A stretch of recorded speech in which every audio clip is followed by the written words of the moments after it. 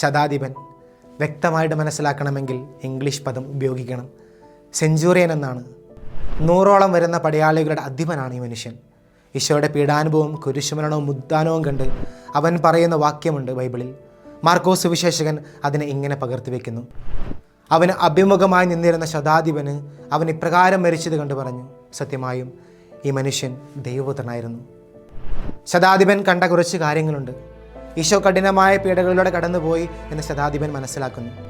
പിലാത്തോസിൻ്റെ കൽത്തളത്തിൽ ചാട്ടവാറടിയേറ്റ് ചോര വാർന്ന് കിടക്കുന്നത്, ഭാരമേറിയ കുരിശ് വഹിച്ചുകൊണ്ട് ഗാഗുൽത്ത മലയിലേക്ക് പോകുന്നത്, അവിടെ ആണികളാൽ തറക്കപ്പെടുന്നത്. പ്രകൃതി പോലും ക്രിസ്തുവിന് സാക്ഷ്യം വഹിക്കുന്നുണ്ട്. ഈശോയുടെ മരണവുമായി ബന്ധപ്പെട്ട കാഴ്ചകളാണ് ഈശോ ദൈവപുത്രനാണെന്ന് വിളിച്ചു പറയാൻ അദ്ദേഹത്തെ പ്രേരിപ്പിച്ചത്.